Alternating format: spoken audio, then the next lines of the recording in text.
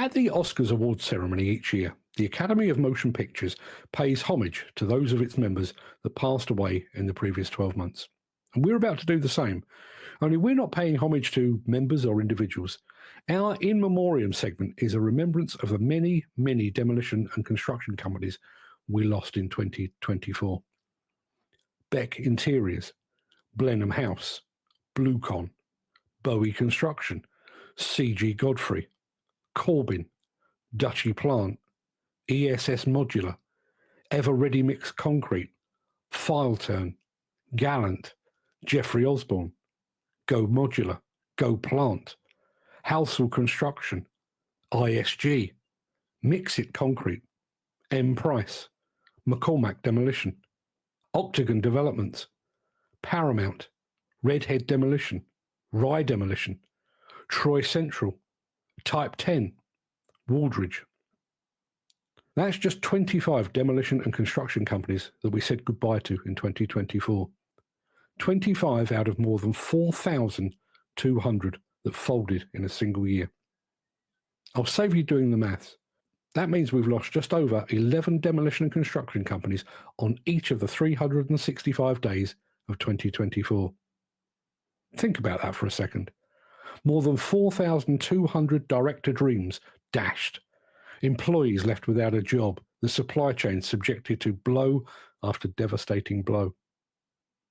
It's easy, tempting even, to lay the blame for this catastrophic loss at the feet of the founders and the directors of that 4,200 plus firms. I'm sure if we dug deep enough, you would find some poor decision making, a lack of planning, failure to diversify and move with the times. You might also discover that some of those company founders were driven by a dream that their knowledge, business acumen, and experience could never deliver. But the fact that well over 4,000 companies went to the big site meeting in the sky in a single year suggests that there's something else to blame, something more insidious, something more pernicious and systemic. Behind every closure lies a tapestry of failure, not just of businesses, but of policy, foresight, and accountability. The roots of this crisis are deep and tangled, stretching back years. Brexit, with all its promises of sovereignty and economic revival, left in its wake a fractured supply chain and a dwindling labour force. The free movement of skilled workers, once the lifeblood of UK construction, was curtailed, leaving gaping holes in the workforce that domestic training programmes have failed to fill. The shortage of materials, exacerbated by import delays and increased tariffs, drove costs sky high. For many companies, projects became untenable long before a single brick was laid. And then the COVID-19 pandemic, a crisis that brought the world to a standstill. The construction sector did not escape unscathed. Despite being awarded key worker status, sites closed, projects stalled, and demand plummeted as uncertainty gripped the nation. While some industries saw a tentative recovery, construction found itself shackled to long-term contracts inked before the pandemic, with no room to renegotiate in light of the new economic realities. By the time the dust settled, many firms were already teetering on the edge, their reserves depleted and their futures uncertain. Inflation then became the silent executioner. The price of everything, steel, concrete, timber, fuel, soared to unprecedented levels. For contractors who often operate on razor-thin margins, these increases were unsustainable. Bids submitted months or even years prior became financial traps, locking companies into obligations they could no longer afford. And wages, driven up by competition for scarce labour, became another unbearable weight. For many, the maths no longer worked. Expenses outpaced income and insolvency became inevitable. The loss of the red diesel subsidy was another nail in the coffin. For decades, this subsidy provided a crucial financial cushion for the industry. When it was removed, operating costs surged overnight and equipment became significantly more expensive to run. Companies already struggling with rising costs were now forced to absorb this additional burden or pass it on to clients, risking the loss of contracts. But these are only the surface-level symptoms of a deeper malaise. Beneath them lies a systemic rot, the short-termism that pervades the industry. Too many companies have been content to chase the lowest bid, slashing their margins to the bone in the hope of securing contracts. This race to the bottom, while profitable for clients in the short term, has hollowed out the sector. Companies have sacrificed resilience for survival, leaving themselves with no room to maneuver when crisis strikes. Clients too bear their share of the blame.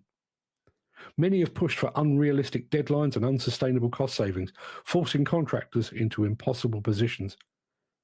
The power imbalance between clients and contractors has grown stark, with the latter often shouldering the financial and legal risks of projects.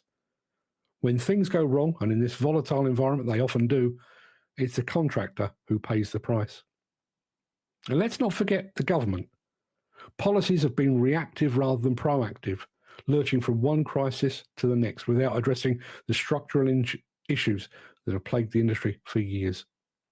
The removal of the red diesel subsidy, while presented as an environmental measure, was implemented without a viable alternative for the industry. Brexit negotiations, marked by hubris and short-sightedness, left the construction sector dangling in the wind. And while grants and loans were doled out during the pandemic, they were a band-aid on a gaping wound, providing temporary relief without solving the underlying problems. The result? A record number of insolvencies, each one a story of dreams dashed, livelihoods lost, and communities and families left to grapple with the aftermath. For every company that folded, there are workers who now find themselves unemployed, suppliers who went unpaid, and projects that remain unfinished. The ripple effects are profound, extending far beyond the immediate losses to erode trust in an industry already struggling with its public image. And what of the survivors?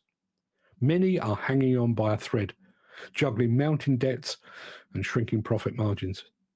The pressures that crush their competitors still loom large, and there's little to suggest that the tide will turn anytime soon. The industry, once a symbol of progress and innovation, now finds itself trapped in a cycle of decline, its foundations crumbling under the weight of systemic neglect. There is no neat resolution to this story, no hopeful note to end on. The record number of insolvencies in 2024 is not an anomaly, it's a warning. Without meaningful change in policy, in practice, and in mindset, this will not be the last time we witness such devastation. And so, as we prepare to bid farewell to 2024, the question remains, how many more companies must fall before we confront the uncomfortable truths that brought us here?